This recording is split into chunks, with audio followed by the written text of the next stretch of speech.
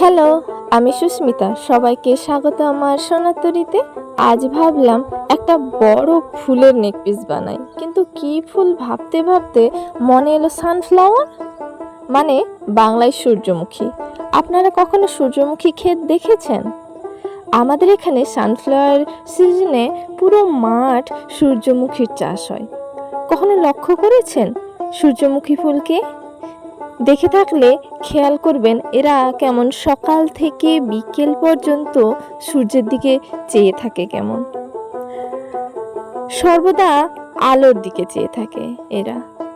এর থেকে আমরা একটি কথা বুঝতে পারি যে জীবনে কখনো যদি সমস্যার অন্ধকার নেমে আসে, তবে সূর্যমুখীর মতো আলো খুঁজে মাথা তুলে দাঁড়াতে হবে।